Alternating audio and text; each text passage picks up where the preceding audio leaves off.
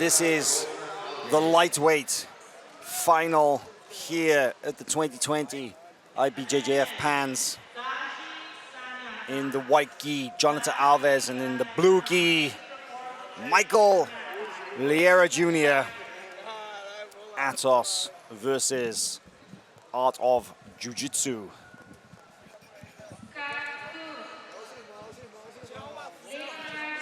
And this is one of those matches that we were looking forward to the most, right? 100%. Because Johnatha, one of the most exciting black belts to come onto the scene this year.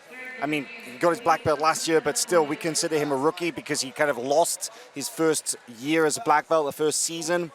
Liera Jr., an opportunity for him to really make his mark on the jiu-jitsu world and write his name in the history books. He's always come so close, but that gold medal around his neck would let people know that, hey, I am world class, take me seriously. And honestly, with the victories that he had so far, he already made a huge statement here. But if he wins this match, then we're talking different level.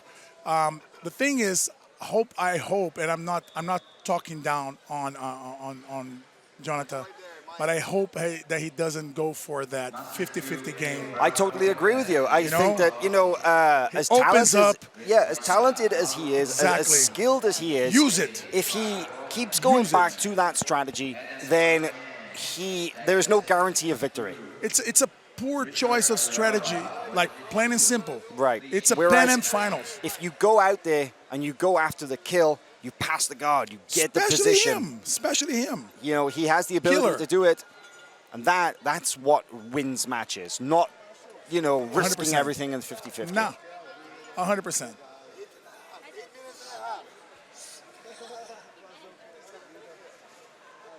But I'm having a blast, like with the last match that Thiago Macedo won. Even though I love Mateus Gabriel, but I'm very happy that Thiago Macedo got that one. And I've been seeing this guy like for so long, and just hoping to see him win a major tournament at black belt at the fashion that he did was amazing. So I want to see the same with Michael Liera. I want to see the same with Michael Liera because he's been in that path. He's been pursuing that for so long. And I think that he's on his prime at this point. He might get better. He's still super young, but he's at his prime. Like Michael Liera is exactly like you said, how and fully matured, but overlooked still. Still, yeah. However, this weekend he's had some great performances. Amazing performances. Renato Canuto in the semifinal. Beat Marcio Andre in the quarterfinal. Those are two of the biggest names in the division. But that's going to be 2 points for Johnatha Alves. And I think it's a good opportunity for Johnatha to show his range of skills, which is super broad. Because Michael Liera is a guy that plays and that opens up and tries everything. So it's a good fight. Right. It's a good opportunity to have a great fight. Oh, look at that pressure. Look at that going forward. We talked about this a little bit, about that pressure passing, and that was a lot of pressure. And Liera is rightfully controlling Johnatha pant leg.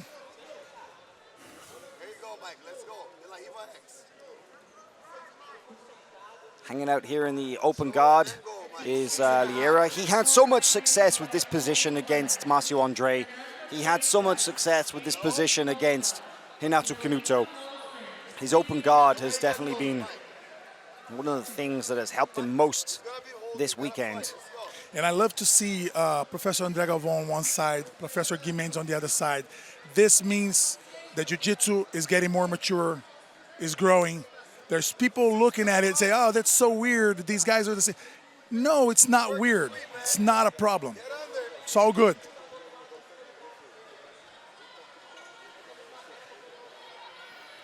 Yeah, the AOJ team, of course, born from Atos, but rivals, but not enemies. At all. At all. There's no enemies in Jiu-Jitsu. If you're listening to us and you have an enemy in Jiu-Jitsu, you're wrong. Go talk to him. Nice, Mike. Let's sweep, Mike. Liera Jr. has a good control of the pant leg on one side and a sleeve grip on the other.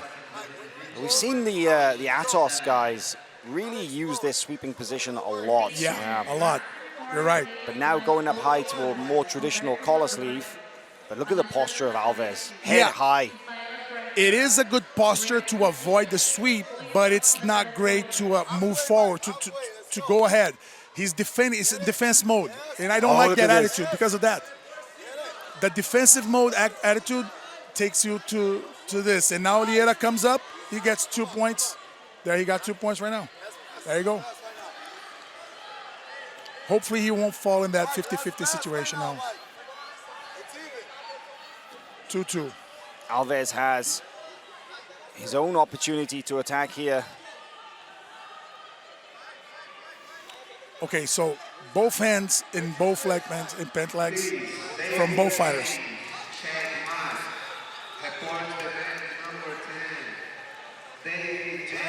Very difficult for either man to stand up here. But Johnatha has the better positioning. Yeah, he comes up. 2 points for him. Okay, so 4-2 in favor of Alves right now. But needs to hustle, needs to work hard to go forward and try and pass that guard. Mike, you're down by 2, you know. Let's make it happen, man. Let's go. Once you recover, expose the sweep. That sleeve grip so tight, Liera Jr. You can see that he's kind of got a whole fist, the grip, and then kind of twisted it a little bit. So it's like a handcuff on around Johnatha Alves' left wrist. One thing that I learned a lot from the kids out there is that the way of grabbing the gi. I've observed one brown belt. I mean, I saw him doing it as a purple belt, but one brown belt that has a very good set of grips is Eduardo Roque from start. Yes. His grips when he's playing guard are unbreakable. And he's a lightweight. He's a lightweight. Yeah. Yep. Just goes to show that, the strength plus technique is always 100%. best, you know? It's adjusting, making it right. Like you say, backing up Alves. He knows how dangerous Liera Jr.'s guard is. You can see Liera Jr. threatening non-stop.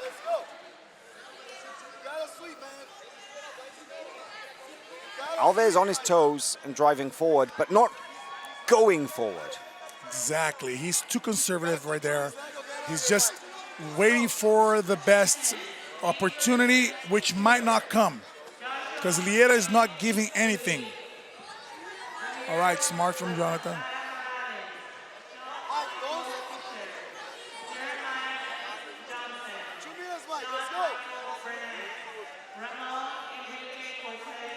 Yeah, Liera needs to start moving Johnatha and make him off balance and trying to attack in one of these bouncing.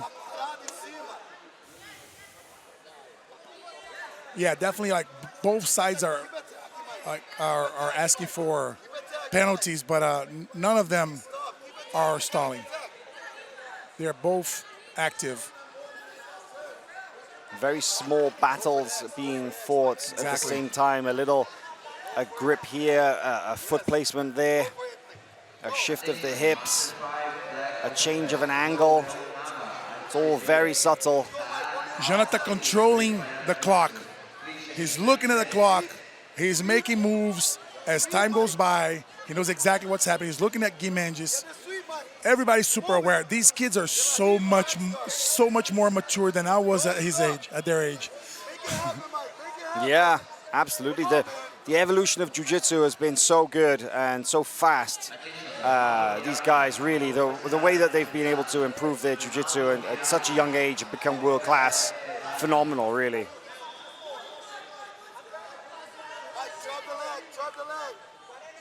I see Johnatha Alves fighting. He reminds me of Leo Santos.